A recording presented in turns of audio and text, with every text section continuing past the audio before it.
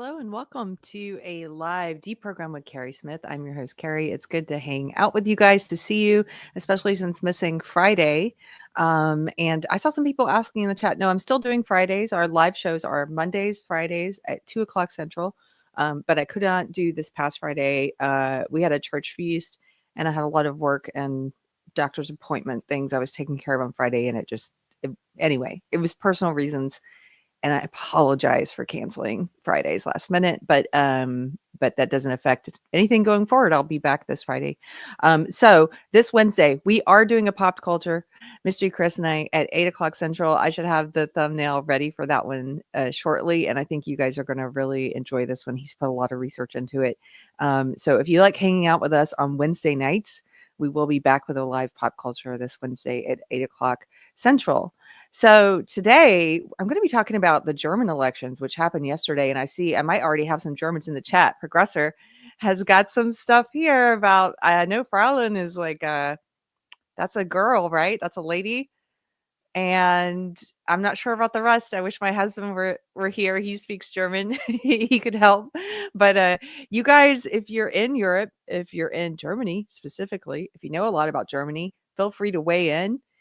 I have questions. I don't pretend to know about everything that's going on in Germany, and in fact, but I'm very interested in it. I'm very interested in the shift that's happening in other countries towards the right, and I'm very interested in Germany in particular because we get to travel there once a year with my husband's music, and he has so many roots there, and so it's just I know I have friends there, and it's just of interest to me. And it Germany in particular, I think, is a very interesting country because the woke social justice ideology, my old ideology, has infiltrated all of the West. It's become, in some ways, the dominant religion in all of the West currently. It is the dominant belief system, the faith system.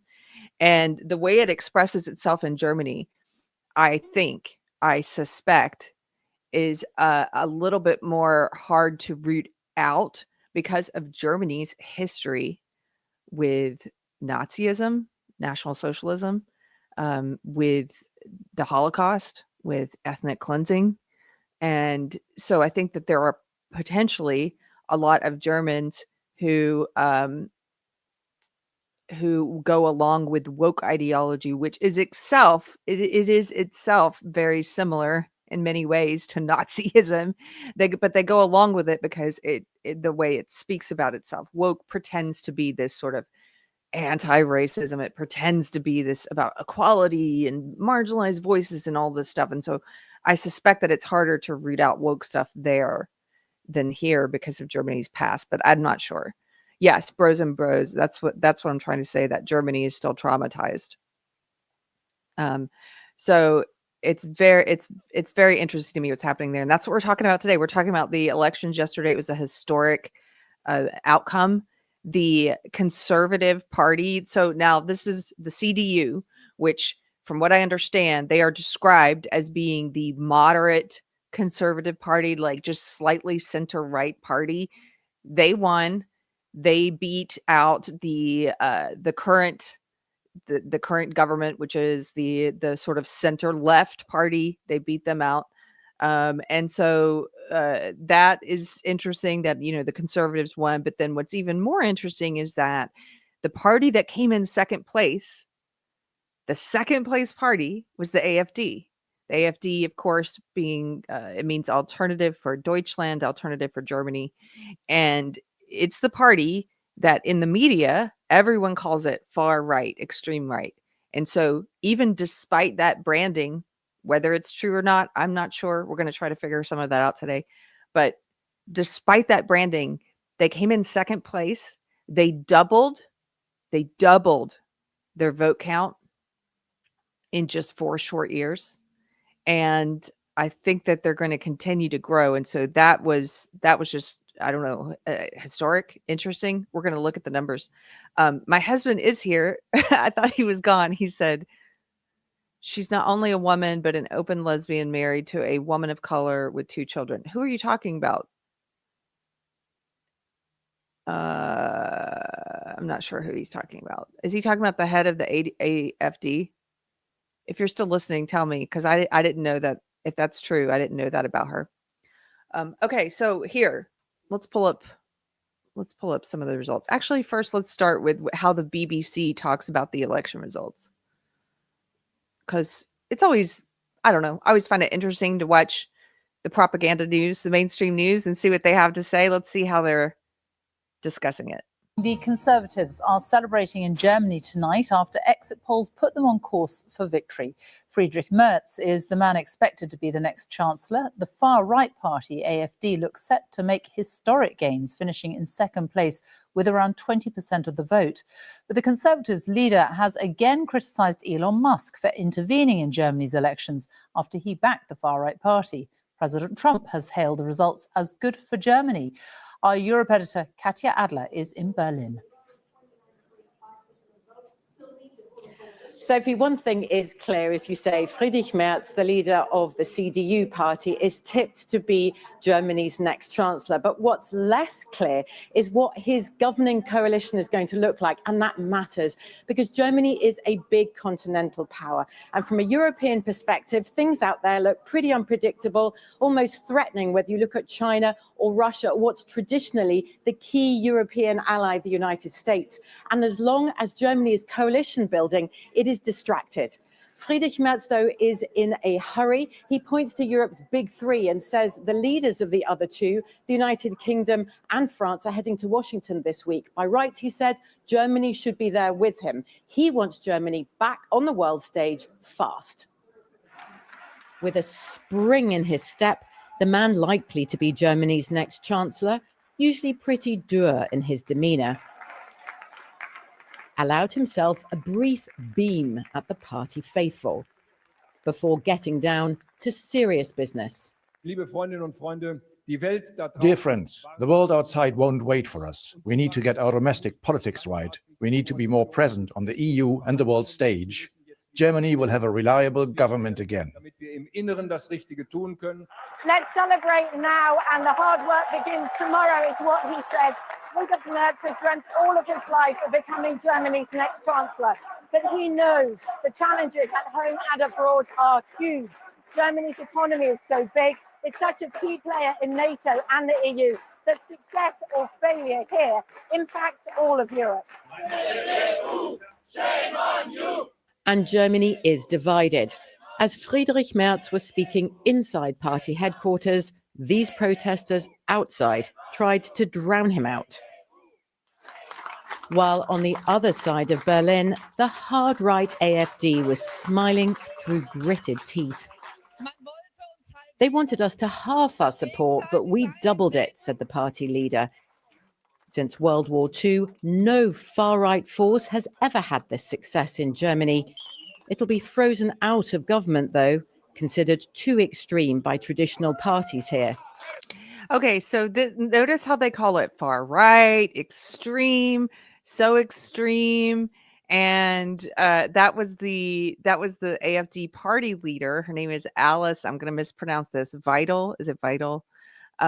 Now, this is who my husband was talking about. I didn't even know this about her until this show. I didn't know anything about her personal life. I'd watched a lot of her statements because I was trying to figure out if there was any truth to what people were saying about her. Which so far I haven't found any truth to her being some crazy Nazi, racist or anything like that. I haven't. Not her. There are some other bad apples in the party. Absolutely. I don't think that's true of her, the leader. So as my husband pointed out that I wasn't aware of, she's actually not only a woman, but she is a lesbian. She's also married to a woman of color with 2 children. Tell me again about this far right, crazy, anti-woman, anti-LGBT, anti-people of color. Please, what? That's just it's just a little absurd. But notice the way they refer to it here. So they say that they're going to be frozen out of the government. And what that means is, so in the let me share this tab instead. These are the election results broken down in a chart. And you can see here that the CDU, that's basically, from what I understand, that's what we would consider like the Republicans, I guess. Maybe it's like the neocons, or like sort of a center right moderates. And they won with 28.6%. And on the left here in red, that's the outgoing party. They're like, I guess you would say, the Democrats. They're like center left. And they came in with an abysmal, for a seated party, they came in with an abysmal 16%. That's how unhappy everyone is with what they've been doing. They had a coalition. Now, when you have an election in Germany, if you don't have an outright majority, if you don't win with an absolute majority, then you have to govern with a coalition with other parties, right? So the SPD, the outgoing party, they had partnered with these two leftist parties, the green and the yellow here, the Greens and the FDP. And they called it the Stoplight Coalition because it's got a red, a green, and a yellow. Ha ha ha. Ha ha ha ha. Like funny pun, whatever. They called it the Traffic Light Coalition. People are so upset with them that they only got a paltry 16% this time. So they're outgoing. Look at who came in second over here in the blue. That's the AfD. They came in second with 20% of the vote, 20.8% of the vote. Second place. Now, 4 years ago, they had half this. They had like 10%. So they've doubled their support in 4 years. And they are viewing this as a win because Alice Weidel is saying, we're going to continue to gain support because you guys aren't doing anything. They have pointed out, from what I understand, they've pointed out that the CDU, the party that won, the sort of mainstream center-right party, that they borrowed, or I think they accused them of lifting a lot of the AfD's policy positions. They said, you took a lot of our policy positions and put them out as your own in order to win. And they're like, we're not complaining. That's a good thing. We're glad. We're glad that we're drawing you further to like a reality-based position, that we're forcing you to be more reality-based in your policies. That's great. It's actually, this is what's known as the Overton window, right? And for so long, we have all been used to, in the West, the Overton window shifting towards the left, where the insanity of the woke left, of the neo-Marxist left, has pulled everyone, including conservatives, further in that direction, where we're all talking about, whether men can become women and whether we should cut the genitals off of children. Like it's the Overton window is like, what are the acceptable positions in polite society, the acceptable opinions.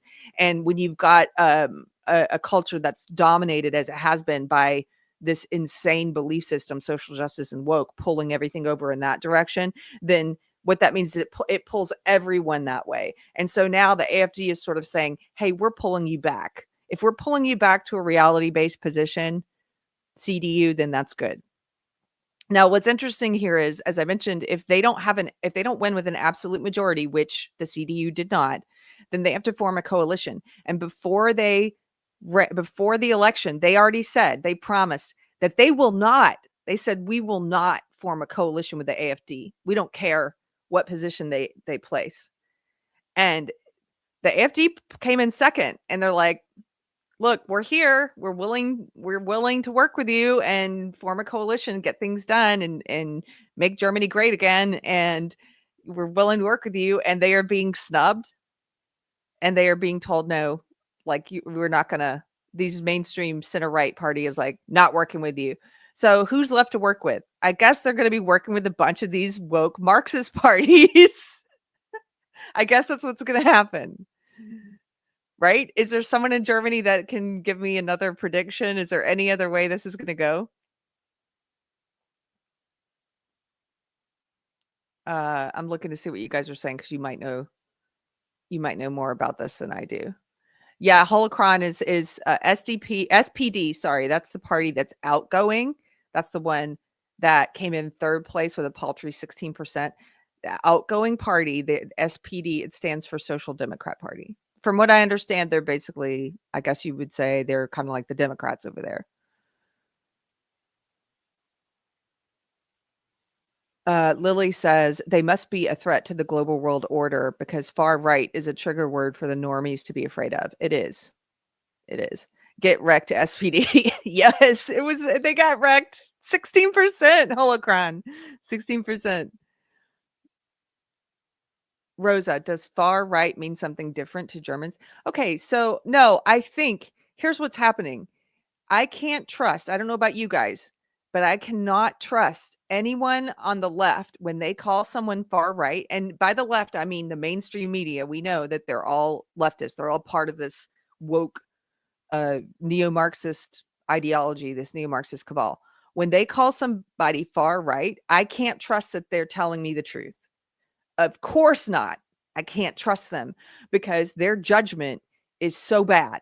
They have made so many bad calls. They call anybody who's not Stalin, as somebody in the comments said, they call them far right. They called Trump far right. Okay, that tells me they don't know what they're talking about. They're either liars or they're stupid. And or not stupid, but brainwashed. Okay, there's a lot of people who are brainwashed by this. So if you are calling Trump far right, then something's wrong with your judgment, and therefore I can't trust anybody else you call far right. These people they call RFK far right. They can't be trusted. They would call they call the farmers in the Netherlands far right. Some of them call me far right. So I can't trust these people. I can't trust their judgment.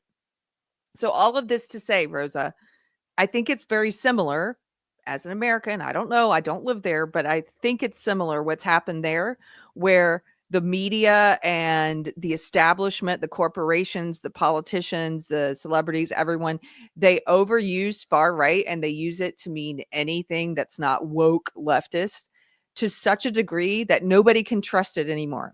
And so now they've got this party that's surging in popularity among young people, especially. The AfD is surging in popularity among young people. And they keep telling us, no, it's far right. It's far right. Trust us. Well, I don't trust you. I don't. You're the boy who cried wolf. So now here's the problem. How do we figure out if there are actually bad influences and people with bad belief systems in this party? We have to ask people, tell us, give us examples. I want to see. I want to know. I want to judge myself what they've said and whether or not I view them to be dangerous. So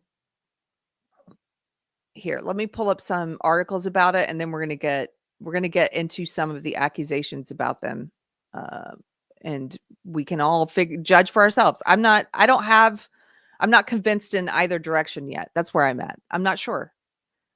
I don't know. I think there are definitely some people who have bad ideas who are aligning with the AfD. Yes. Do I think they represent the AfD or they should represent the AfD? No. And I haven't seen Alice Weidel saying anything that I find bad or concerning. David Sullivan says, if you're a Christian, you're almost always considered, quote, far right. And in some ways they're right.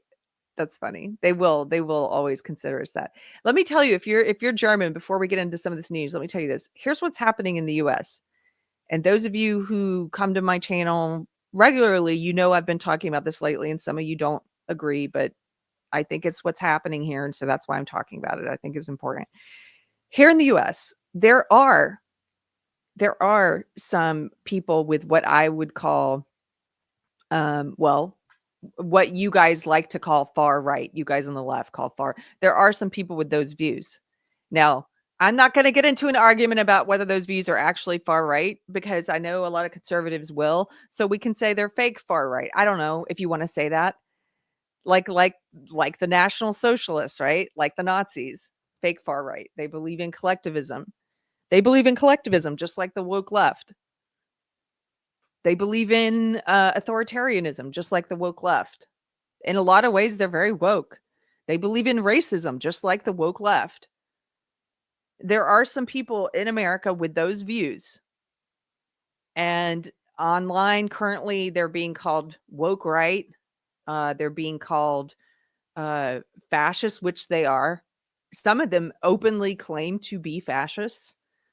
Some of them don't. They just flirt with the idea. They believe that we should judge and treat people differently on the basis of race, just like the woke left does. They believe in censorship, just like the woke left does. Okay, so anyway, my point is, in the US, there is a growing minority. It's still a minority of people. Right now, they appear to be mostly online, but not only online. I know some people in real life who are starting to get pulled into this crap. Some of them are influential podcasters who've started going down this route. They're openly Jew hating.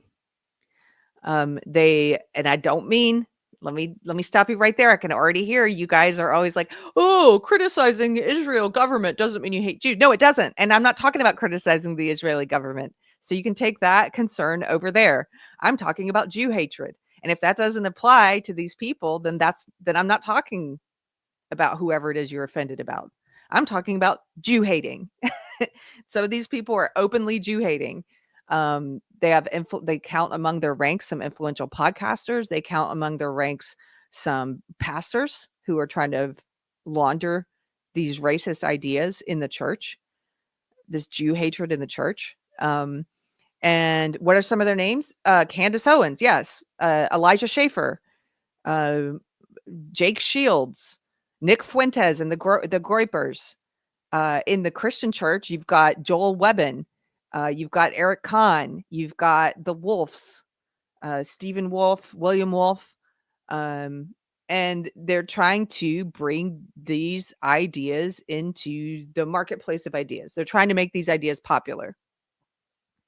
Now, I think there's still a small minority, but what the kinds of stuff they're putting out there is appealing to a certain type of person. It's almost like the same way that woke ideology is more appealing to women on average, it is, than men. And it's usually women who pull it. Like, women will get into woke, they'll become converts, and then they pull their boyfriends or their husbands into it. Like, they pull men into it.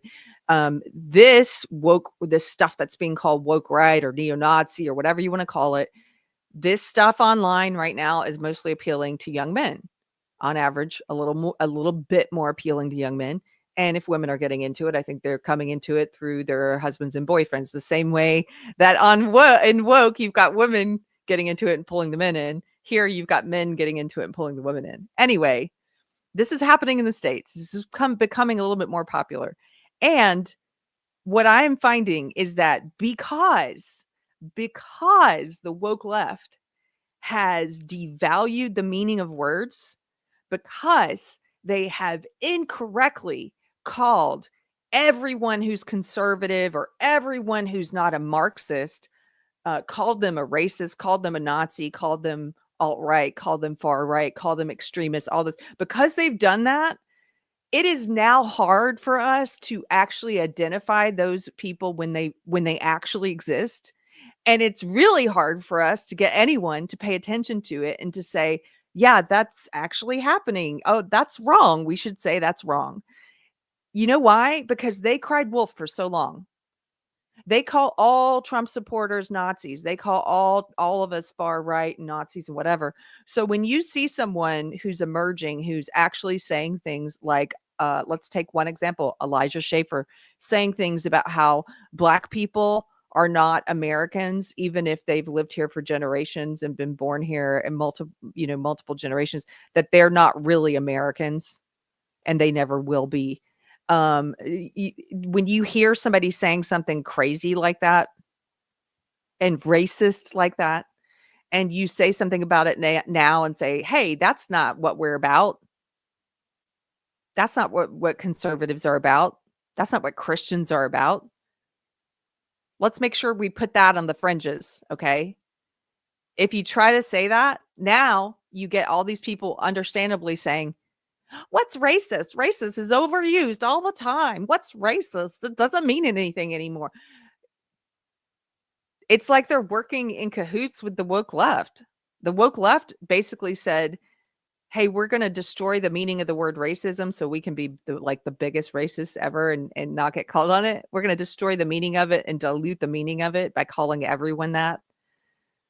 And then these guys are like, that word doesn't mean anything anymore. Anybody can say anything and do anything they want about they can have any type of bigotry towards another race.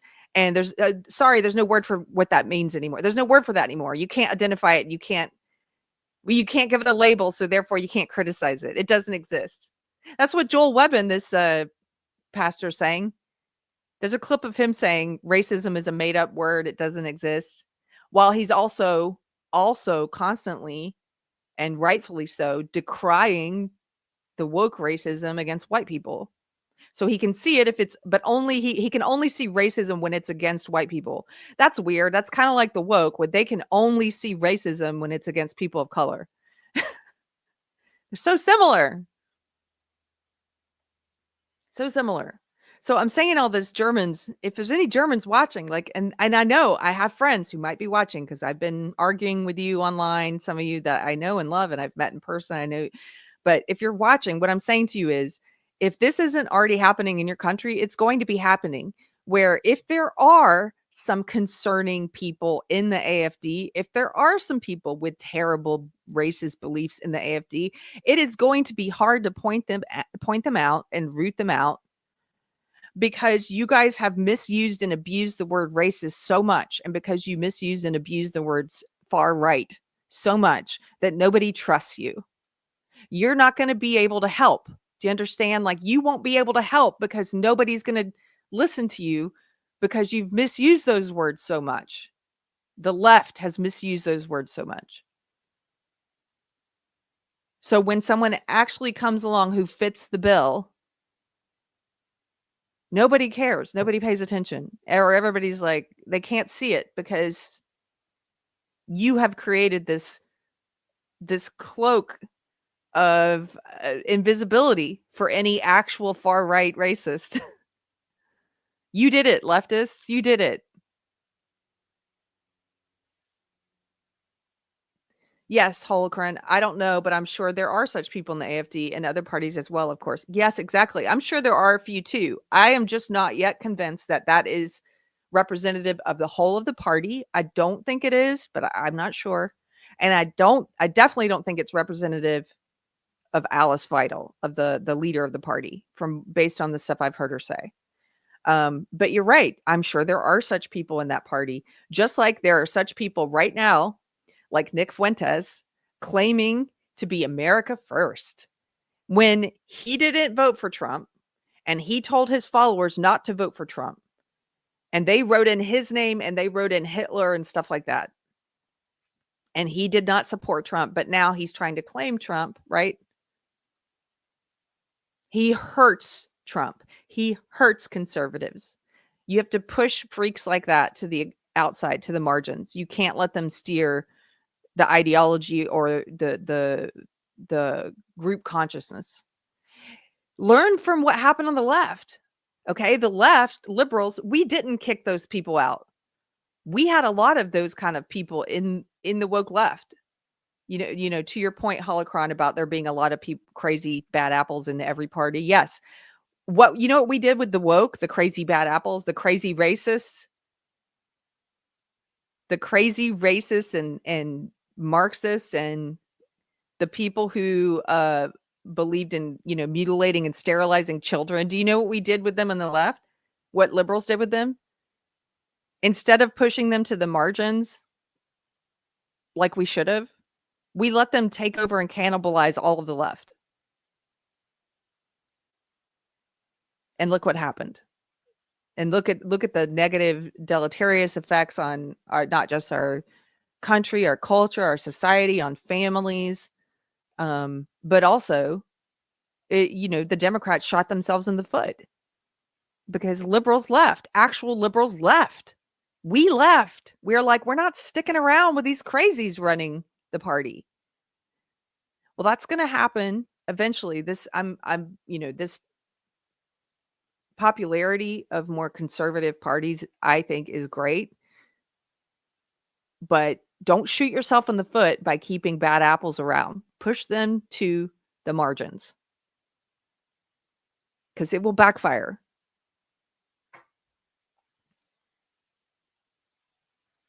Yes, gatekeep. People always want to talk about gatekeeping like it's a bad thing. It depends on who's the gatekeeping and what they're gatekeeping about. Chesterton's fence. Think of Chesterton's fence about you don't want to start pulling up fence posts unless you know why the fence posts were there in the first place. Okay. Yes, stop entertaining the insane. Exactly. Okay, we're getting back to Germany. How about we talk a little more about Germany? Okay. Thank you, Arnara. I'm trying to. I'm speaking about the US in what little bit I did there. Because the German friends I talk to, it's like I want them to understand where I'm coming from as an American. So a lot of them think that they incorrectly think that I don't believe that racism exists or that people with bad ideas on the right exist. And that's not true. I don't want them to know where I'm coming from. And I see those bad elements. I do. I'm just not convinced that they are running the AfD. Okay, here we go. Let's look at a couple of things. This is the head of the AfD, Alice Weidel. I'm going to play one of. This is just an incredibly based comment. I thought I would play this. Und wir sind doppelt so stark mittlerweile wie die CDU in ganz Ostdeutschland. Wir haben unglaublich in Westdeutschland zugelegt. Und genau das passiert. Das passiert, wenn eine Partei wie die Alternative für Deutschland jetzt 12 Jahre lang mit einer linken Schmutzkampagne nach der anderen überzogen wird, unsere Wähler beleidigt werden, weil ich sage es gerne nochmal hier und heute, wenn Sie mich durch den Schmutz ziehen, meine Familie, wenn Sie wirklich uns alle durch den Kakao ziehen, uns Funktionäre, dann ist es so, dann ziehen Sie unsere Wähler durch den Kakao. Ich repräsentiere diese Wähler nur. Und ihre gesamte Maschinerie des Mainstream, im Übrigen regierungs- und steuerfinanziert, sie singen ja nur das Lied größtenteils der Regierung und nicht der Opposition, das können sie alles weitermachen, hat ja genau zum Gegenteil geführt. Und im Übrigen haben Sie eigentlich auch als Mainstream-Medien eine Verantwortung gegenüber dem Wähler, dass er eine informierte Meinung abgeben kann. Die Medien und die Informationsgewinnung ist die vierte Kraft einer Demokratie. Sie haben den Auftrag, für Transparenz zu sorgen. Sie haben Okay, so they've got a short translation. I'm going to read to you of what she was saying. It's just one small part of this. If there's anyone in the audience who speaks German, I know my husband's here, and you want to translate more of it in the chat, please do.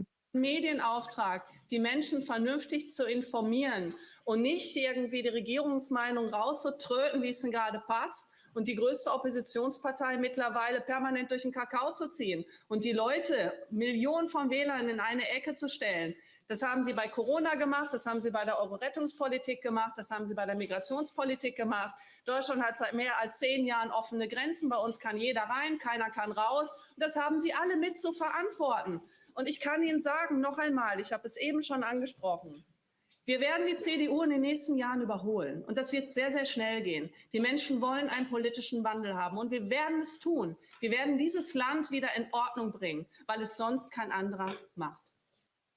Okay, so here's translation of just part of it, and then I'm going to bring up some of her comments in a separate link.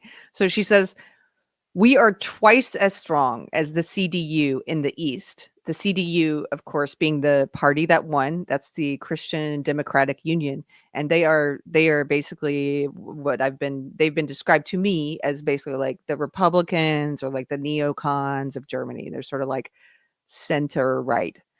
So she says, we are twice as strong as the CDU in the East, and we have made incredible gains in the West. That's what happens when a party is bombarded with one left-wing smear campaign after another, and our voters are insulted. So that was part of that. And then here, my husband has some more translation. He says, she's saying that the media is responsible for putting millions of voters in the AfD corner. Yeah. So it's sort of like you did this. And I feel like that's very similar to here in the States. I mean, a lot of people, when I could not wait to vote for Trump as a big middle finger to the media, to the establishment. My husband says, he's got more of a translation here. He says, the media is the fourth dimension to politics. They are intentionally alienating the AfD voters. They pulled the same during the coronavirus and at other times. And you leave the average reader to have to get through the muck and decipher the truth for themselves. And the media is who's responsible for this. Yes, yes, yes. This is just like, no wonder this is resonating with young people, because this is true. Everything she's saying is true. Just like when Trump in America calls the media the enemy of the people. They are the enemy of the people. So, you know, they want to talk about the warts of the party and stuff. And okay, we can look at some of those. I've got some things pulled up that my German friend sent me to look at, counterpoint. We're going to look at some of it, but no wonder this is resonating, because she's saying true things.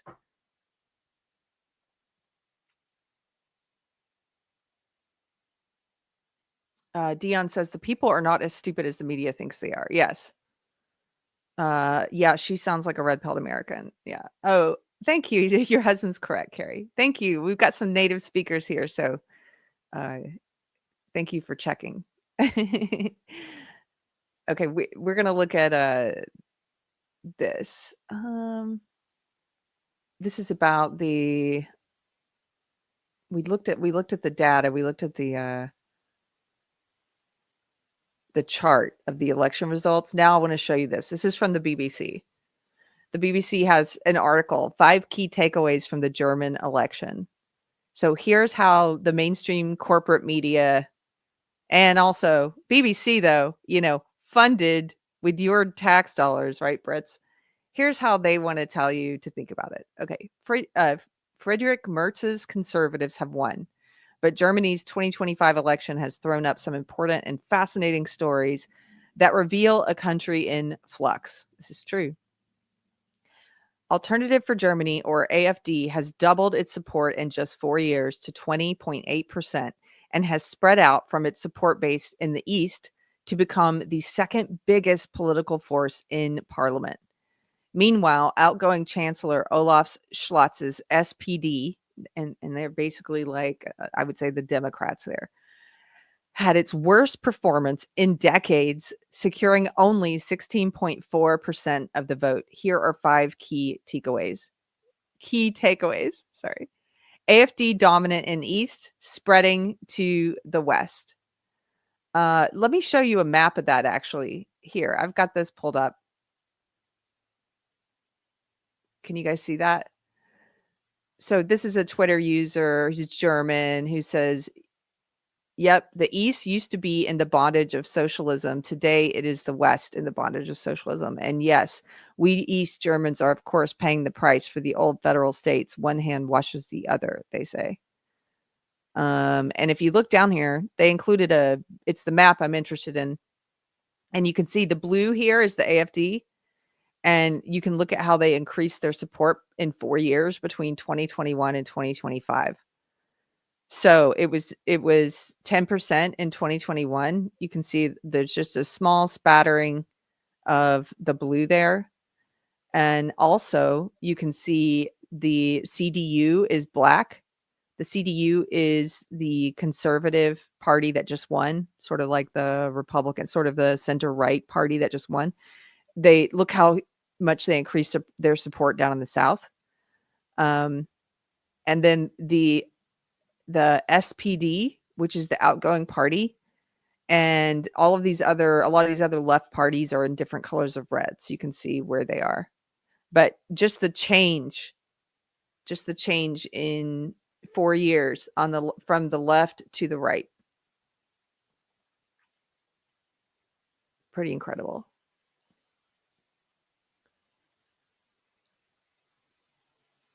Let's go back to this article. Okay, so here are the 5 key takeaways. AfD dominant in the East, spreading to the West. Look at an election results map of Germany. We just did, yay. And you could almost have traveled back in time to the Cold War when an Iron Curtain divided communist East Germany from the West.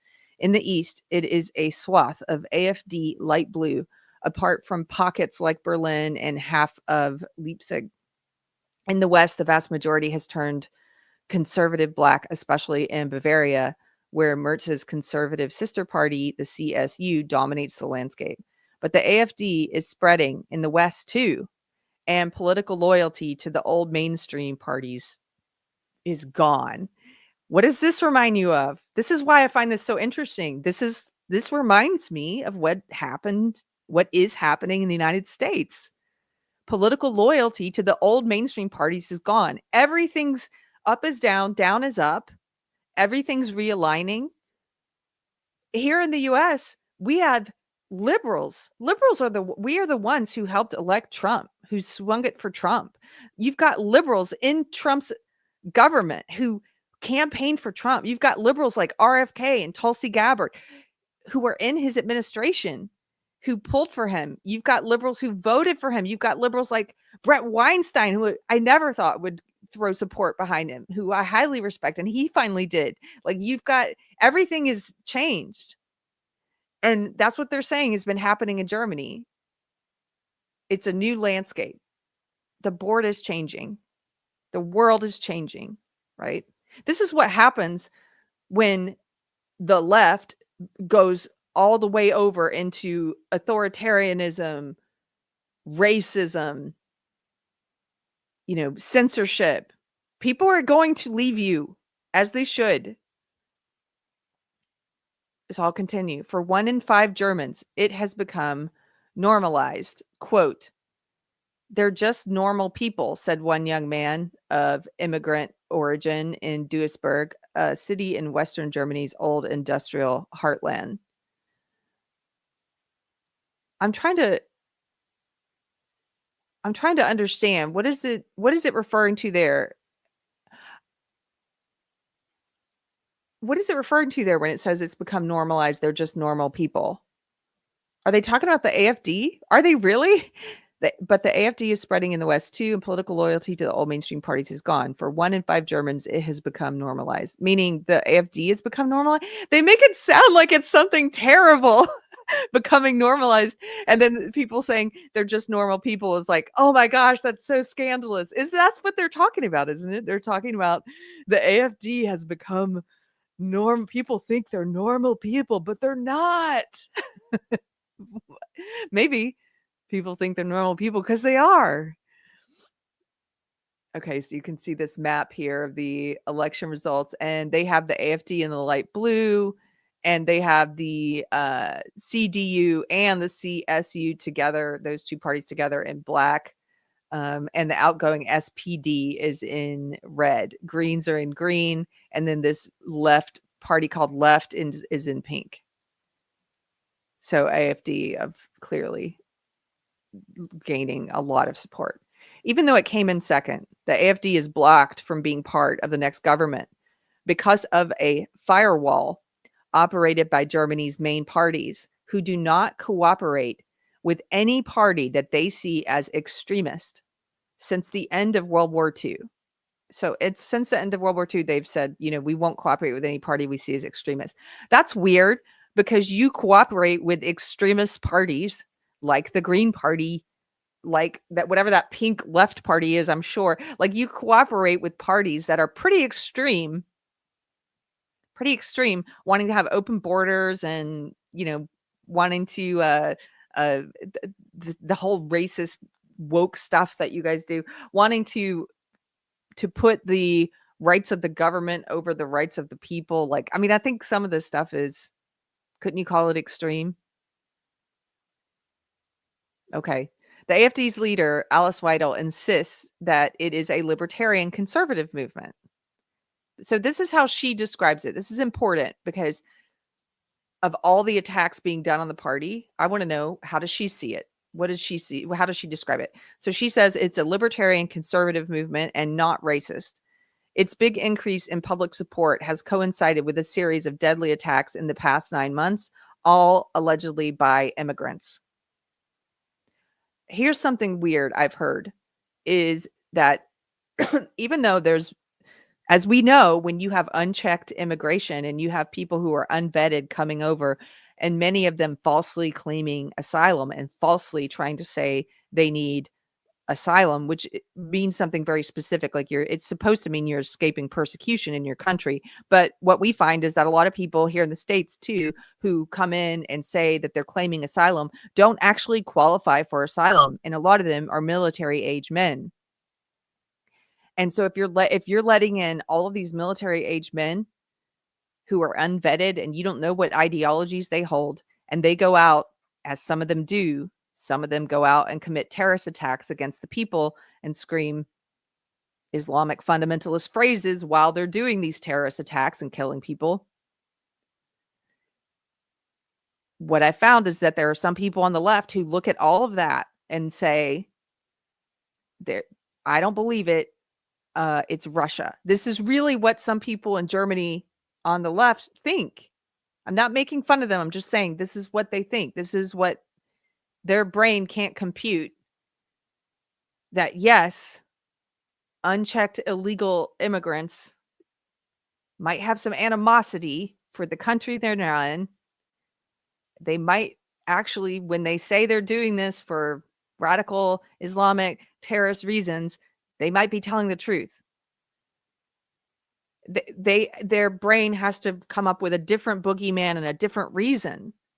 And so there are some people on the left in Germany who think that these are red flags, that false flag operations conducted by Putin. I've heard this, that Putin is somehow recruiting radical Islamists to go in and pretend that they're doing this for radical Islam, like for, to make it look bad, that Putin's behind it.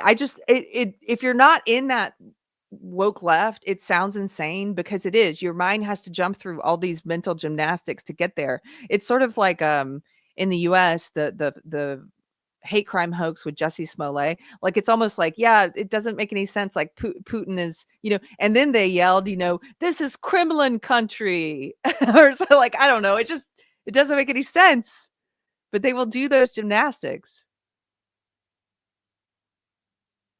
Deconstruct says, keep allowing unchecked massive migration. It's a formula for destruction. Exactly. And so, of course, you are seeing people now flock to the one party that's saying, hey, this is a problem. The AfD is saying this is a problem. Unchecked immigration, sorry. Here in the US, it's illegal immigration, but there it's like just unchecked immigration is a problem. The AfD has, let me continue. The AfD has embraced a highly controversial policy called remigration, which it defines as deporting migrants who have committed crimes. But the term can also refer to the mass deportation of migrants and their descendants. Okay, well, let's just look at what the AfD defines it as. So the AfD says they support remigration, and the AfD says, and what we mean by that is we want to deport migrants who have committed crimes. Okay, that's what they say. Sounds very reasonable. It sounds like what Trump is currently doing here in the States, which I 100% support. You should be. Why are there repeat offenders, violent offenders, rapists and thieves and people who assault people? Why are they here illegally and we know where they are? So much so that as soon as Trump took office, he was sending ICE out. They knew exactly where to go to pick up a lot of these violent offenders. So it's very reasonable to say, yeah, I support that. That's what the AfD says. It's for remigration, and they say that means deporting migrants who've committed crimes. Great, I'm for that.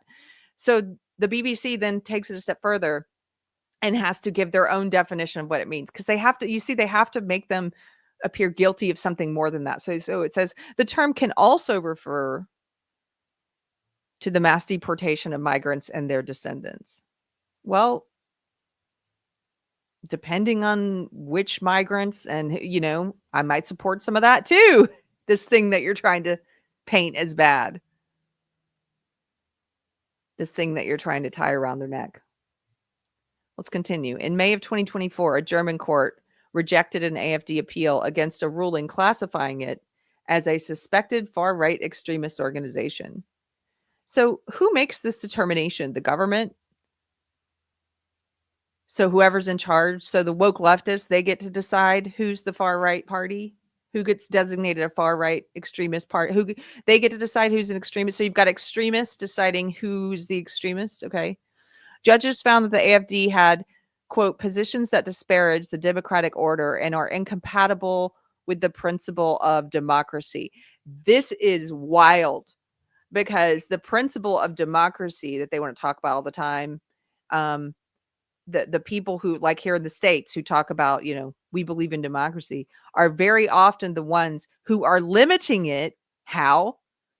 By censorship, by excluding the party, by labeling the party a far-right extremist party that nobody can work with, by they banned the AfD from this recent conference that J.D. Vance was speaking at, the Munich Security Conference. So it's so weird to say, I believe in democracy, when you are limiting democracy.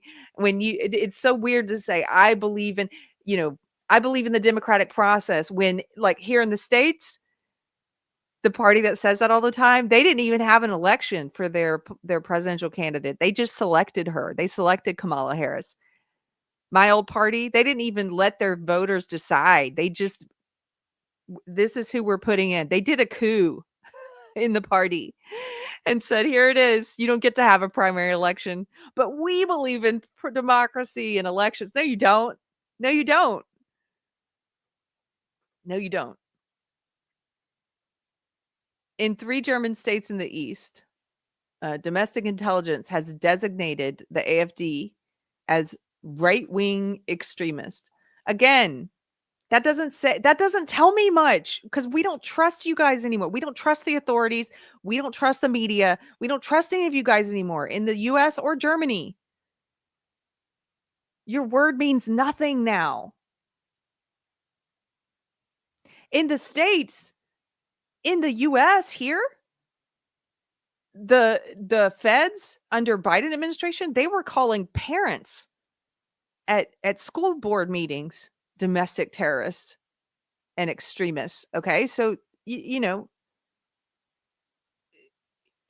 word means nothing. A leading AfD figure, Bjorn Hawk, has twice been convicted of using a banned Nazi slogan, which means everything for Germany. That's the slogan he has used.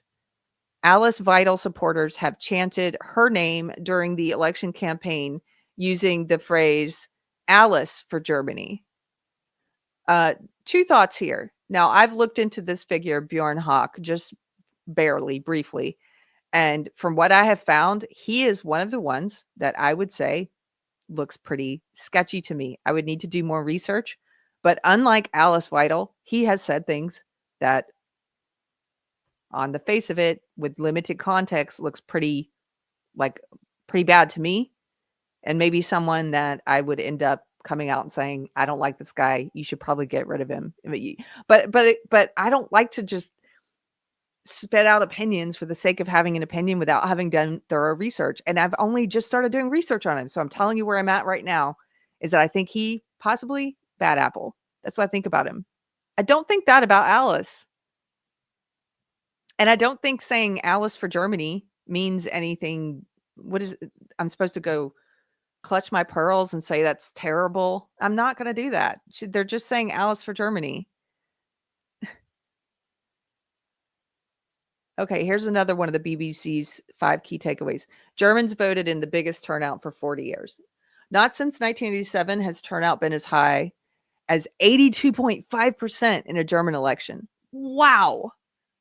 Biggest turnout in 40 years. And that was 3 years before reunification of East and West. 4 years ago, the voter turnout was 76%. Put it simply, more than 4 in every 5 of Germany's 52.9 million voters turned out. 4 out of 5 came out to vote. It reflects just how energized Germans have been by this election, which comes at a pivotal moment for their country.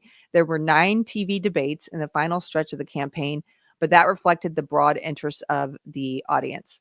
Here are the election results. I'm putting these up again while I briefly check out the chat and see if I've missed anything important. My husband watched a lot of their debates, and they were all in German, so he was having to, pause it and figure out what they're saying. And like I said, he speaks German, but I know he said some of it went over his head, but other parts he could follow. And so he was telling me what was happening during the debates. And again, that's part of the reason I'm so interested, is I hear a lot about this election here at home. Let me see. Anthony says, there are some people in the party talking about migration, meaning deporting those who are born elsewhere, but who are now in Germany legally. Although I have not heard Alice Weidel talk about that. Leland for $10. Thank you for the super chat. Leland, thanks for supporting Deprogrammed. I appreciate it. Leland says, hi, Keri. Thanks for all you do. This is Leland, whose parents live in Georgetown. Oh, good to see you. Thank you very much, sir. I'm glad you're here. We're talking about Germany today, or trying to get some perspective on the elections there. Okay, so they've got the results here.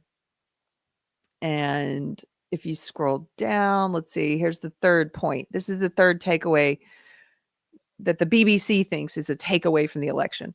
All over for leaders of collapsed government. So it's all over for them, right?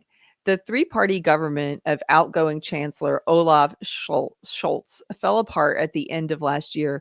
And within 24 hours of Sunday's election, all three leaders have said that they are leaving politics. They're leaving the front line of politics. The leader of the economic liberals, the FDP, was first. Christian Lindner has led his party for 11 years, but it failed to get any MPs elected, and Lindner has said he is leaving politics after 25 years. It was his refusal to compromise on debt rules that first brought the government down and then sent his party into the wilderness. Let's see what they got. The FDP up here, they got 4.3%. They're in yellow here, 4.3% of the vote. Although Scholz will remain as chancellor until the next government is formed, he will not be taking part in coalition talks and will be leaving frontline politics also. So that's the Scholz is the current chancellor, and he is with the SPD. They came in third here in the red, and they're sort of like the Democrats. So they are probably going to be included in a coalition with the CDU. Isn't that crazy? The CDU, I mean, I'm not saying it's bad. It's just kind of weird. It's a little weird. The CDU, who's supposedly they're sort of like the Republicans again, they're the winners. They have to pick a party to do a coalition with, and they're probably going to pick the Democrats, the left-leaning Democrats, the red down on that graph there, rather than the AfD. They won't do a coalition with the AfD, who they share more in common with, whose party platform they lifted a lot of to win. But they're not going to do a coalition with them to get things done. Okay, it says the Greens Vice Chancellor, Robert Habeck, is also leaving frontline politics after his party fell below 12% in the election. So the Greens, here they are, they got 11.6%. So this whole, the outgoing coalition in Germany, you had the red here, the SPD, they were the chancellor, that was the winning party 4 years ago. And they did their coalition. It was called the Traffic Light Coalition. They did theirs with the Green Party here and with this yellow FDP here. So, all three of those got trounced. People are not happy with them. This is the fourth takeaway, according to the BBC, for the elections in Germany. They said the TikTok generation hauls the left back from the dead. Until a few weeks ago, the left party looked doomed when one of its leading lights, Sarah Wagenknecht, went off and founded her own more populist party with 8 other MPs. Her popularity soared for a while as head of her BSW party, but ultimately fell just below the 5% threshold for getting into parliament.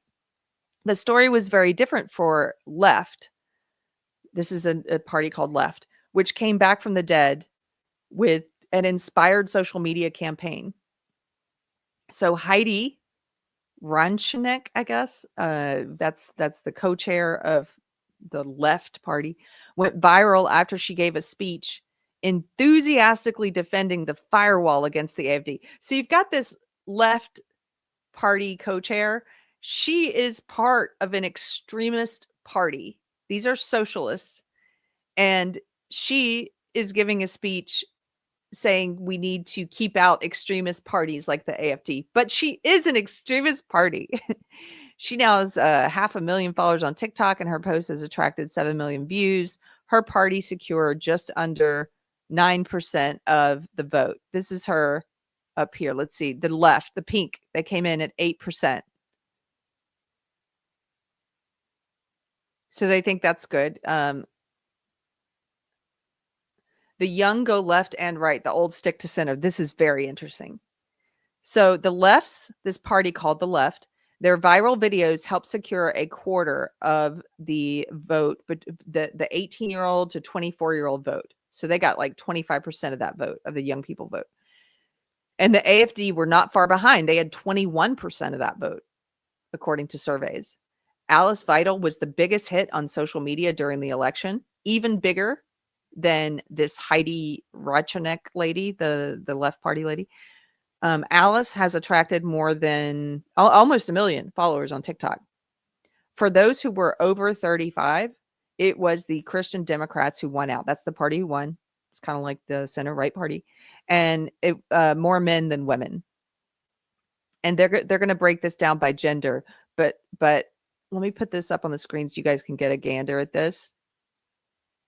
You can see which party the gender breakout went for. While I pull up, I have this article about the left party that I wanted to show you, because they're actually very happy. The socialists, the Marxists, they're very happy with how this new pink, the left party did. Here, look at this. This is from Jacobin. Leftist publication, obviously. So after Germany's election, the left can hope again. And they say Sunday's German election saw a big shift towards right-wing parties.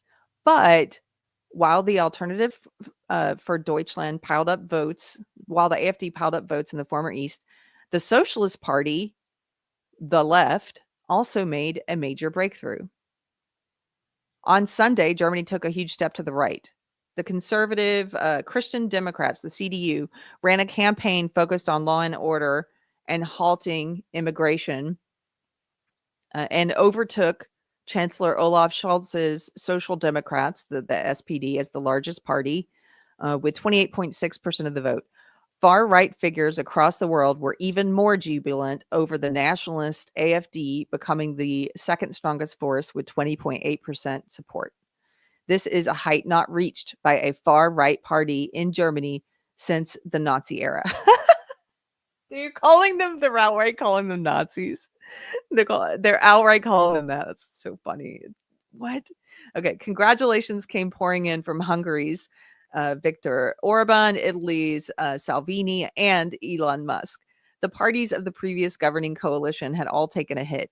The SPD fell nearly 10 points, that was the outgoing party, to 16.4%. The Greens slipped to 11.6%, and the neoliberal Free Democrats, the FDP, dropped out of parliament entirely. They didn't even hit the 5% threshold. Sunday's elections were held about 6 months earlier than expected, after Chancellor Scholz fired his finance minister, Christian Lindner, the head of his FDP coalition partners. The inevitable consequence, Scholz lost a vote of no confidence, triggering these early elections. The campaign period was dominated by heated discussion of immigration, inflamed by 2 terrorist attacks, and the collaboration between the CDU and the AfD in passing a parliamentary motion on curbing immigration. This weakening of the already unstable firewall of non-cooperation with the AfD led to protests and wide-ranging condemnation of the CDU leader, Friedrich Merz. So they said, because, am I reading this right? Germans, explain this to me. So it sounds like because people that were in the CDU and people in the AfD voted similarly on this motion to curb immigration, that the CDU got lambasted and and accused of being terrible for voting the same way that the AfD did. Is that it? Is that all they did? Is they voted to curb immigration, and oh no, the AfD voted to curb immigration too, so that makes them all bad guys? Is that what that means? They did the right thing by voting to curb immigration. That's why they won. You know what? They won, and the AfD came in second. So these two parties that you're trying to call the bad guys, they won. They voted to curb immigration, and people rewarded them for it. So it continues. It was in this rather dismal context that the prospects of the Socialist Party, the left, first began to take a turn for the better. This last-minute burst of, quote, anti-fascist energy, that's what they call it, and discontent among the broad left was surely decisive in giving the left the boost it needed, not only to stay in parliament, but to achieve a solid 8.8% of the vote.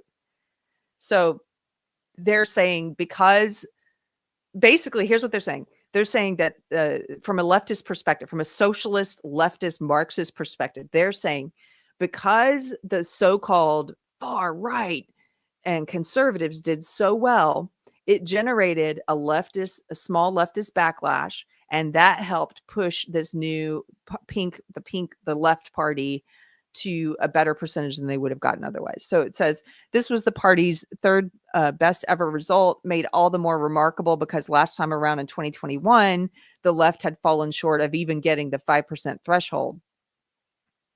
This time it's looking like its parliamentary group will be at least 60 strong. And so it goes on about like how happy they are with the results. It says the left party has no doubt benefited from a form of strategic voting among young and progressive voters who see it as the only party that would never join a coalition with Mertz's increasingly right-wing CDU. Both the Greens and SPD may now do just that. Okay, so this is even crazier. Listen to this. So remember how I said the winning party, that the CDU, the Christian Democratic Union, they're the winning party.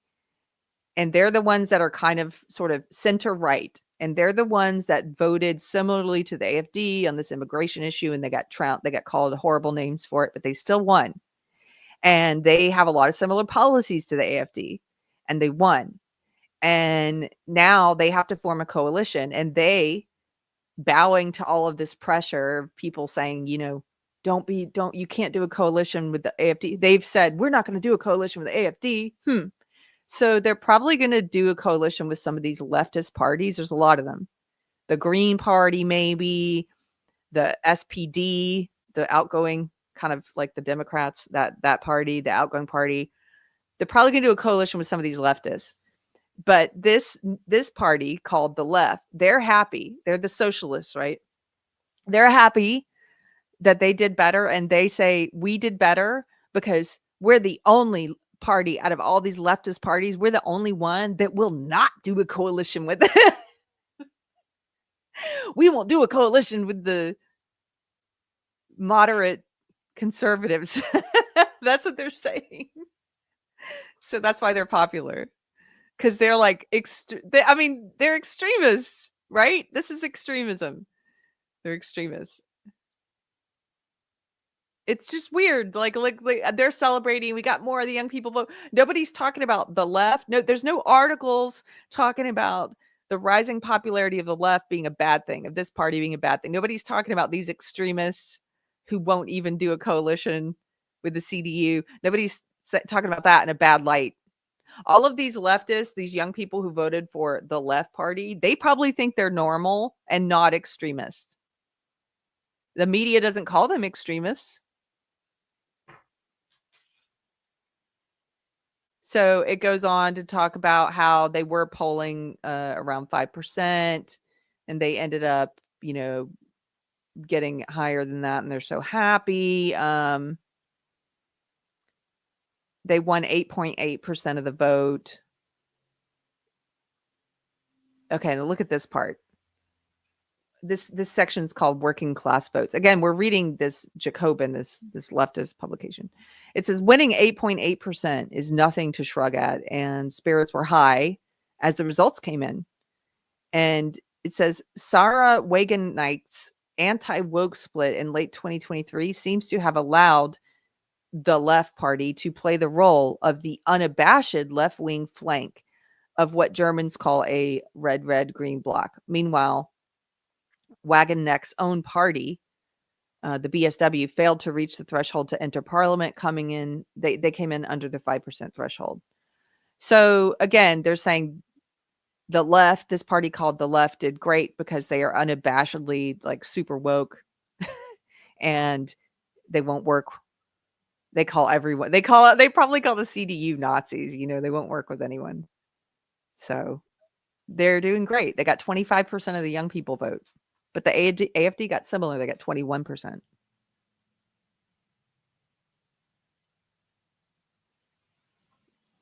Okay, let's go back to this article. The 5 key takeaways. So they've got a chart here of the results among men and women. And you can see men here on the right, women on the left, and it's not all that. There's nothing terribly shocking about this, and it's not all that different. So the men, just slightly more men than women, 30% of men voted for the CDU, 27% women. So it's not all that different. The AfD is a little bit more different. You'll see more men than women. The AfD got 24% of men voted for the AfD compared to 18% of women. The SPD, third place, that's like kind of like the Democrats, slightly higher percentage of women, 18% of women voted for SPD, while only 15% of men did. And the Greens, slightly higher percentage of women, 13% of women versus 11% of men. And this left party that we were just talking about, the Socialist Party, they got 11% of the women's vote and only 7% of men's vote. This is sort of what I was talking about at the beginning, is you're going to have more women are more easily attracted to and pulled into these sort of leftist groups. That's not that surprising. Okay.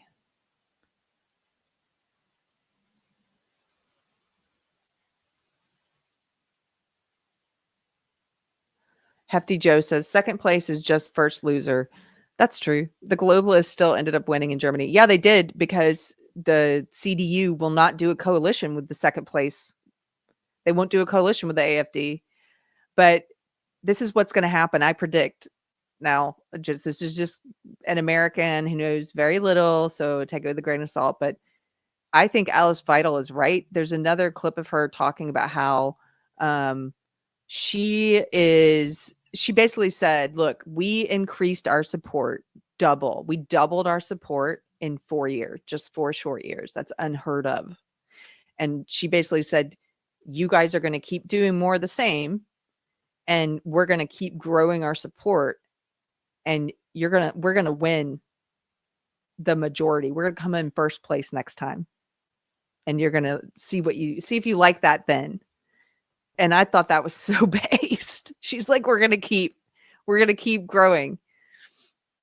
So she was sort of giving them a preview of what's to come. Okay. Let me see if I missed anything. My husband's doing more translations and stuff. Okay, look at this.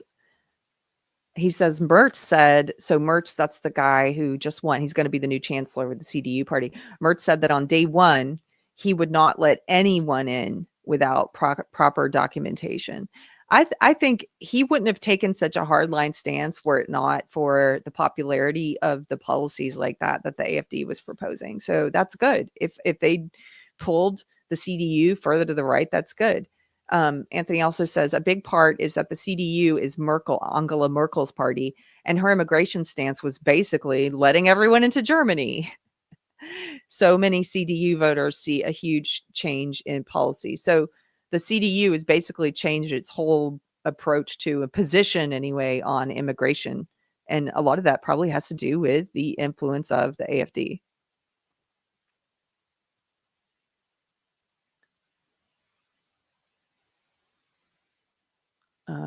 Let's see. I showed you that leftist article. I've got a couple more.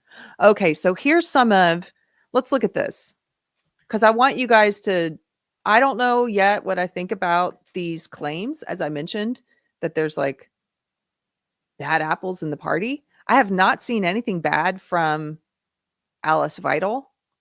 I have seen things that give me pause from other people. So here's a link that a friend sent me to look at, and we can look at it together. And as I said, I've just started doing research on some of these people. So I don't have fully formed opinions yet. We'll just read through it. You can tell me what you think. But there's a lot of these leftist sites. This is a leftist site, of course, that they compile. I'm sure you're familiar with sites like this. They compile quotes. And a lot of times you have to be very skeptical, because a lot of times they take things out of context and they try and paint an accurate picture. We know they do this to conservatives here in the United States. We know that these kind of sites do this to Trump all of the time, and they push lies all of the time. So you have to be skeptical, and you have to look up each of these quotes, which is what I've been trying to do, and go and find it in context and see what were they talking about. So let's look through some of it to give you an idea of what people say about the AfD. And there's lots of these sites with these quotes. So here we go. This says, why is this party even being discussed? And of the AfD supporters, 27%, according to this leftist publication, 27%, so 30% can be classified as right-wing extremist. Again, it depends on what you mean by that and who's saying it. You have to define terms, okay? Another 25% could be described as distinctly right-wing, it says. Okay. And there's a realistic fear that the party could endanger our democracy. I don't know if that last part is true at all. I doubt it.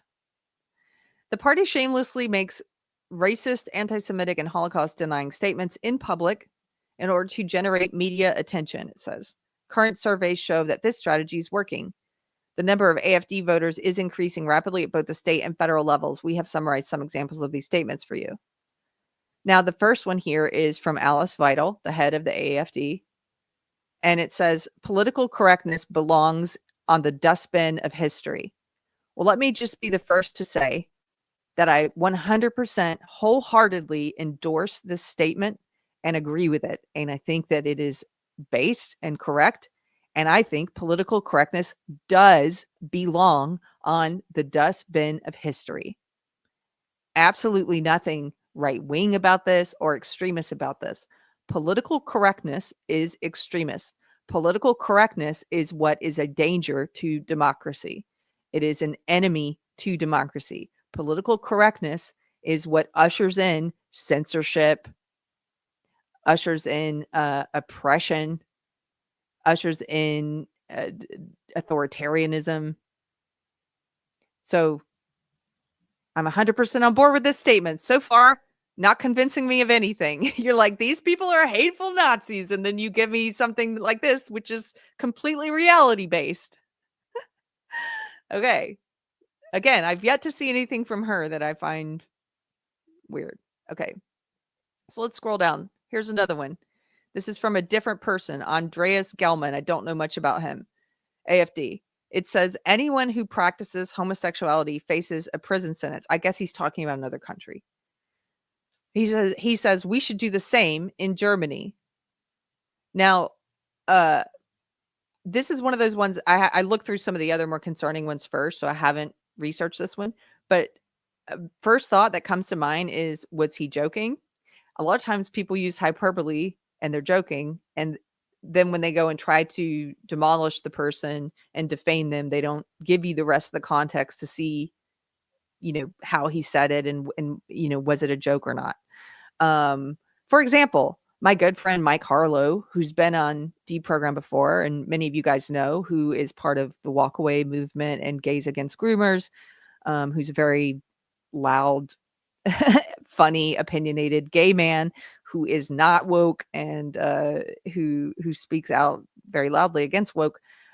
He got banned once for saying, quote, he got banned on X for saying, quote, burn the witch. And he said it in sarcasm and he said it obviously not being serious. It was hyperbole. He did not actually mean please go burn that person. Like it and so that's my point of I would have to look this one up more, but you've pulled it there, you've put it there out of context for me. Now let's say I went and looked this one up and he meant it in seriousness. He meant it in seriousness. Well, I would personally disagree with that. I don't think that anyone should be jailed for practicing homosexuality. I think that what's immoral, if you believe it's immoral, that doesn't necessarily mean that you believe it should be illegal. Those things are not always one for one.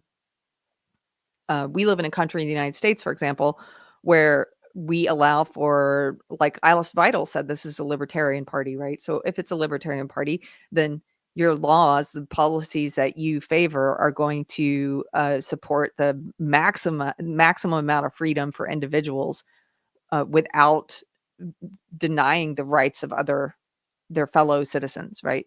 So sort of the libertarian principle of you can swing your arm as far as you want unless it hits someone else. You can't hit someone else with your arm, right? So libertarians, for example, which are classical liberal, some people use those simultaneously. They would say nobody should have the right to dictate what you do with another consenting adult in your bedroom. And nobody should have the right to tell you that you can't do certain drugs like marijuana or drink alcohol or things like that, even if you find those things immoral. And that's where I tend to fall on those things, is that not everything I think is immoral is also something that I think should be illegal. So that's a lot to say about that without even knowing if it's a joke or not. This guy, Andreas Gaith, says we should form an SA and clean things up. Can somebody tell me what that one means? I haven't even been able to look into that one yet. Why is that one bad? I don't know what the SA means. I guess I should, but this one I did look up. Okay, this one says whoever tries to judge the AfD will be judged by the AfD. And this is some guy named Hans Thomas Tolschneider said this. Whoever tries to judge the AfD will be judged by the AfD. Well, on its face, I don't see anything wrong with this at all. It's sort of like if you try to judge me, be ready for me to judge you. I don't care about the opinions of people that I have no respect for anyway. So, I mean, I agree with the sentiment of this statement. Now, when you scroll down, they say that this is bad because of what it means in German. They say it's bad because he made the statement at a party conference in 2017, and in 2022, he received a reprimand for using a different phrase. He used the phrase banality of evil in his speech in connection with an action to contain the coronavirus pandemic. And then it says the banality of evil phrase goes back to the reporting that was done about the Nazis. And so this is a lot to pick through, right? When you're trying to form your, like, are these guys right or not? You have to comb through all of this. So first of all, I found an article about the reporter that they are talking about, who they say coined the phrase banality of evil. So I found this article all about her. And here it is on the screen. Hannah Arendt. She coined this phrase, the banality of evil, and she was using it to describe the evil of the Nazis. And if you read through it, what it means is it's people who are familiar. I'm familiar with that phrase. I didn't know she was the one that coined it, but it means that when the evil becomes so pervasive and so commonplace that people don't even notice it because it's happening all around you. And so from what I understand, correct me if I'm wrong, from what I understand, they are mad at this guy. They are mad at this guy for talking about the actions of the government in Germany to contain the coronavirus. So the COVID policy, for saying that the COVID policy there had a banality of evil to it. That everybody was so used to the overreaching authoritarian COVID policy that they didn't even see it around them. And they say that's horrible that he would dare use this phrase to talk about COVID policy. Well, just like that first one with Alice Weidel, I'm going to sit here. I'm going to say unabashedly, I 100% agree with the phrase, the banality of evil, being used to describe authoritarian COVID policy. It's correct. In fact, I use similar phrases here in the US to describe our COVID policy. Because you know what? The government coming in and telling people that they need to get a special passport and identification if they haven't been vaccinated with your new experimental vax. That's pretty Nazi-like. It's pretty banality of evil that you're so used to it. The government coming in and telling people that they can't operate their small business. Our government threw grandmothers in jail for opening their coffee shop. That's against the Constitution. It's unconstitutional to come in and tell American service members that they had to get this jab, forcing that on them. What happened to my body, my choice, right? Pretty Nazi-like.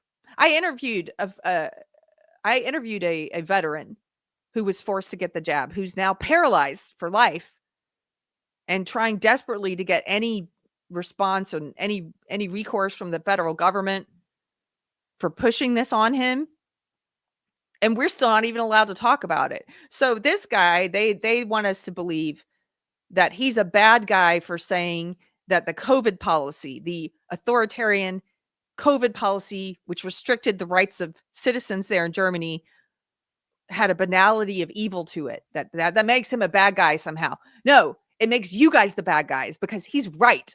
So this one makes me so mad. This one makes me so mad that they would even dare put this one in here. Because there's some other stuff in here that I think is awful. But they try to put this in here?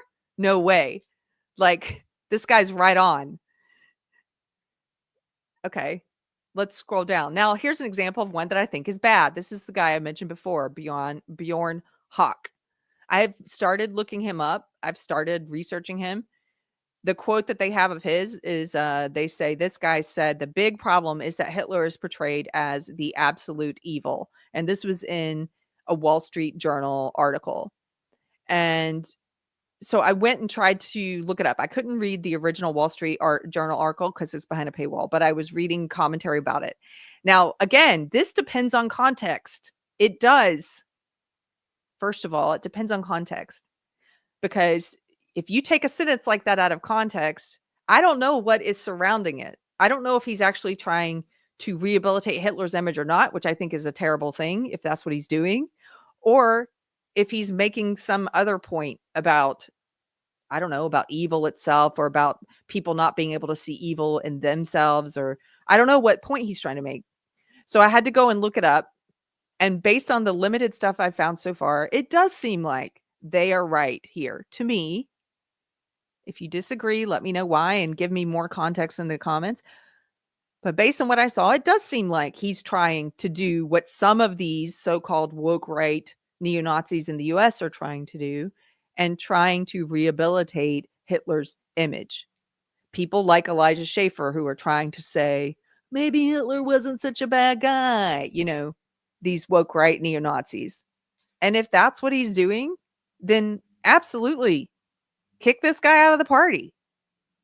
Mark and avoid him. Put him to the fringes if that's correct.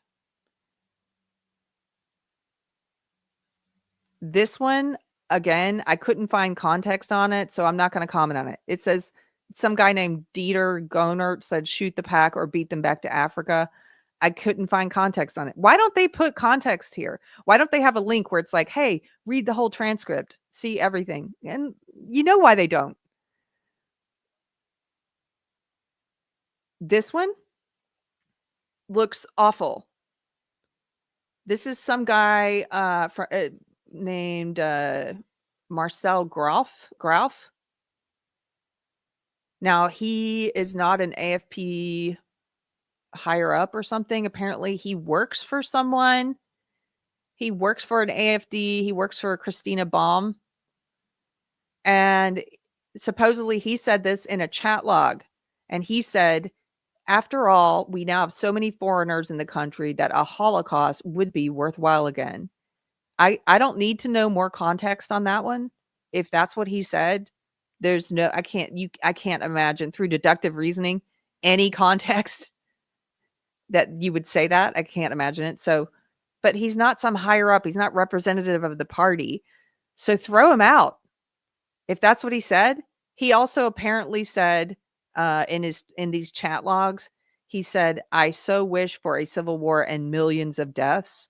Women, children, I don't care. It would be so nice. I want to piss on corpses and dance on graves." Sig Heil. He said supposedly about Muslims, the fact that they generally tend to behave in a subhuman manner is due to their race. If this guy said all of this, he sounds a lot like these neo-Nazis who are trying to rise up online in the US and all the crazy stuff, their crazy racist stuff they're saying. And if he said all of this, push that guy to the fringe. Does he still have a job? He shouldn't. I agree about this one. But if you're trying to tell me that this guy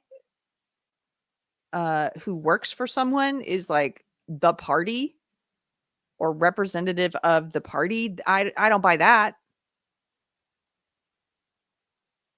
Did they give him some high-ranking position? Not that you've told me. I don't see that.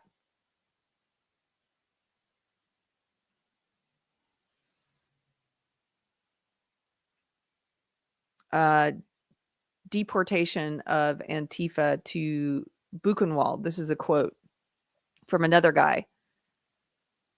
This guy is named Mirko Welsh, and it says Mirko Welsh was, I guess he's no longer, he was the national spokesman for homosexuals. That word just it makes me laugh.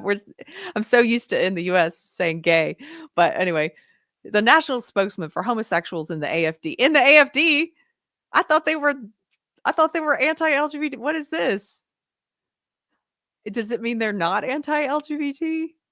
Alice Weidel herself is a lesbian, and apparently they have a national spokesman for homosexuals. But we're supposed to believe. Anyway, so it says he, in this statement, he called for people in Antifa to be deported to the former concentration camp in Buchenwald, which is a concentration camp. So he confirmed to Correct TV magazine that the tweet was from him, and he said, however, he worded it in a satirically exaggerated way. It sounds like dark humor to me. He clearly doesn't like Antifa. I don't like Antifa. They're extremists. They are Nazis. That's what they are. I mean, they're communists. They're no different from Nazis, is what I mean. So he's making a joke about this group that he thinks are terrible people, and it's a dark joke. This was one I'm inclined to believe he was trying to be funny. It is right. This person says, Thomas Seitz, it is right to continue to call people with a black skin the N-word. He says this guy says it was never meant to be neutral, but rooted in racial theories, or they say this, and centuries-long enslavement of black people, blah, blah, blah. Anyway, this guy says we should continue to call people that word. Does he say Negro or what? I don't know. This guy's probably a douche. I haven't had time to look into him. He's probably a douche. If you need to fight for, look, I don't agree with censoring words. As I said at the very beginning with the first one, political correctness belongs in the dustbin of history. Absolutely. But it's also true that if a person goes out of their way to try and say words that others find offensive and just to be a jerk, like, I think there's something wrong with you too. Like, I think if this is the hill you're going to die on, is like, I need to call you this. It's like the C word with women, you know? I don't really care if you say that word. I don't think that word needs to be banned or anything, or that you should get kicked off of a platform or anything for using that word. But if you're just constantly like, women are see this and see that, and you see, and you know, you're using it because it's the most hateful word you can find for a woman, it tells me a little bit about you. And generally, people who use that word towards me are not people who I keep around in my life, because they're usually, something is wrong with them. So this guy, my gut, yeah, something might be wrong with that guy. I don't know. So this is just the list. I went through it quickly with you guys. Form your own opinions. These are the kinds of things that you are going to be sent by people who were trying to explain to you why they believe that the entirety of this party, the AfD, is Nazi or neo-Nazi or far right or extremist. Okay, that to me is not evidence of that. It's not. You've shown me that there are probably some bad apples in the AfD. Yes, there are bad apples in every party. Again, the leadership of the party, Alice Weidel, I've never heard her say anything that I think lives up to what you guys describe the party as. And I'm going to continue to evaluate it myself because I can't trust the media and I can't trust people who are on the left. I will read the stuff you send me if you're on the left and you're a friend, like I did this link. I will read it. But I can't just take you at your word. I can't, because I think you're wrong about a lot of things. Even if I love you, I think you're wrong about so much. So please continue to send me more. I will look through it. I'll continue to evaluate. If at some point my opinion changes and I'm like, oh, this party is going in a bad direction. If any of their policy positions were in a bad direction, I would say so. But so far, all I've seen are that the AfD has some very based policy positions that I would support. You know, they want to close the borders. They want to vet people. They want to deport violent criminals who've migrated to Germany. I don't have any problem with this. So show me their policy positions, I guess would be a good question. Show me what policy positions they've put forward that you think are, a lot of you guys keep calling them fascists or far right or Nazis or whatever. Show me your policy position from the party, the things they want to do and say they will do that proves that. I am open to coming around to seeing things from the way that you do if there's evidence that leads me there.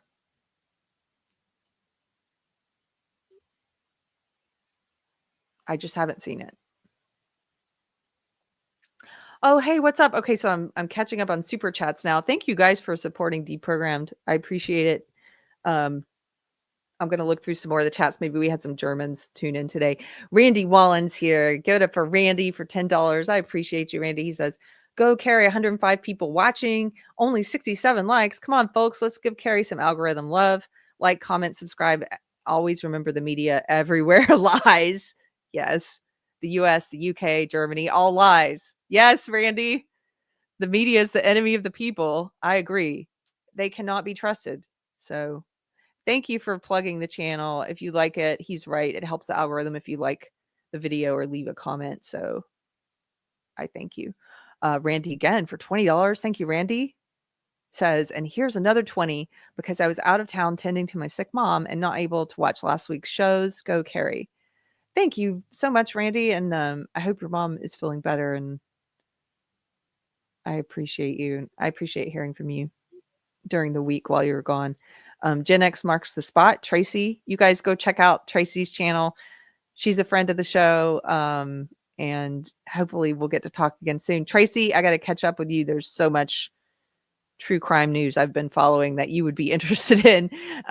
Tracy says, there are fringe idiots in all parties. They are not the norm. I agree. Unless you can show me that the party itself is moving in that direction. Like, let me give you an example. If you're on the left and you're confused, why doesn't all of these quotes sway me? Here's what I mean. If you look at the policy positions and the behaviors and the words of what people here in the States, in the Democratic Party, of what they support, it's absolutely extremist, it's racist, and it's abusive towards children. These are the policy positions. Now, I'm not relying on random quotes from random people that you've never heard of to try and paint the party a certain way. I'm going based on their policy positions. they supported so many things that are abhorrent. Okay. They supported racism enshrined in the law. They supported racist discrimination in the law. The Biden administration passed several executive orders that were trying to codify racism, put it in the law going forward, to require the government to treat people in a racist fashion and to promote people based on race and to teach racism to our children. Like, this is what they support. The Democratic Party, in their policy positions, they supported mutilating and sterilizing children who are under the age of 18 and are not able to consent to such things. They supported doing that in the name of transgenderism. I don't care what name it's in. You don't get to mutilate kids. You don't get to cut off their body parts, their breasts and their penises. You don't get to sterilize them potentially for life. It doesn't matter what you say your good reasons are. You don't get to do that. The Democratic Party supported that. The Democratic Party, under the Biden administration, they used the three-letter agencies. They used our federal government to censor Americans and censor doctors and to push propaganda. We know this through congressional testimony, the Twitter files, the Facebook files, Mark Zuckerberg testifying before Congress. They went in and used the three-letter agencies to put pressure on all of the big social media companies to censor us and to try and make sure we couldn't get accurate information. They blacklisted scientists and doctors. They kept information from us. That's fascism. That's actually fascism. You guys talk about fascism all the time. Look up the definition. That's the government using corporations to enact authoritarianism, to subvert the will of the people, to remove individual rights from the people. That's what fascism is. They did that. So that's the kind of evidence I'm looking for. If you can come to me and you can say, hey, Keri, here are the policy positions of the AfD that are fascist in nature. Here's the things they want to do that are so concerning that we've been telling you about. Show me. What are they? So far, all I get are a list of quotes from random people who, not Alice Weidel, but other people, staffers and whatever. And I don't even know I have to look up each one of those in context to even see what that person meant. And even it's like, but none of this is policy position. None of it.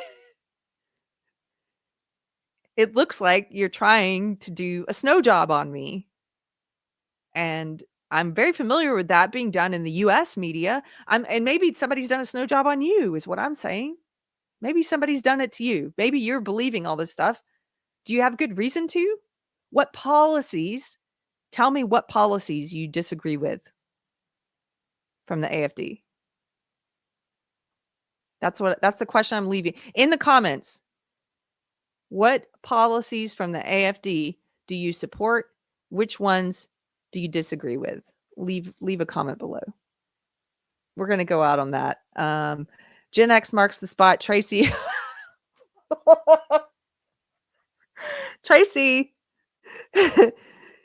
Tracy for $5 says, I wouldn't kick Alice Weisel out of bed at all, Keri. You get a little spicy in the chat, Tracy. I don't know. You guys should know Tracy has one of the most based badass flags I've ever seen, because I love it, because it's the kind of flag. I love things that make people think and question their assumptions. I love it. I love it. And especially that makes woke people think. Tracy has a flag. It's the Confederate flag, the stars and bars or whatever. It's the from the Dukes of Hazzard. It's the Confederate flag, but it's rainbow. It's rainbow for gay and lesbian Confederates. So silly, because woke people see that in their mind as like like what? It's like when they see a black person in a MAGA hat and they're like, oh, I don't know, their head explodes. Because they are in a cult that tells them that their cult tells them that all black people think alike and all gay people think alike and all women think alike, and that none of these, that all of these people are woke, and that's why that explodes their head. The deeper they are in the cult, that kind of stuff is very jarring to them. They can't stand. It's like when the Village People performed at the inauguration, and the woke cult, I'm in some of their groups on Facebook, and they went crazy. They were like, "How? Oh my gosh, I can't believe the Village People. Don't they know that Trump hates gay people and he's gonna put them all in camps?" And their heads were exploding. They couldn't conceive of it. It's like, yeah, because you guys are in a cult that distorts reality. You really are. You need to get out of it. You need to get out of it. Okay. uh, okay, I gotta go. I will see you guys later. I'll see you on Wednesday. I'm gonna post the video link today. That's my goal, to get it up today, to give you guys advance notice. Wednesday night, I'll be back with Mystery Chris we're gonna do a fun pop culture, 8:00 Central Time. Mystery Chris has put a lot of energy and research into this episode. We're gonna be talking about pop culture and how they portray Black men, and we're asking the question: is there a concerted effort from the media, from pop culture, to portray men as like gay and black men as gay and effeminate and nerds, or somehow not is there sort of an attack on Black masculinity happening in pop culture? And he's put together a lot of evidence to say there could be, or you could view it from that perspective. So we're going to look through all that. We'll see you guys later. Okay, take care. KB says, "Hey, Keri, I saw a US flag during Pride. That was a rainbow flag once. It was out there." Yeah, it makes you go, what? Right? It makes the left go, what? What's happening? Okay, I'll see you guys on Wednesday. Bye-bye.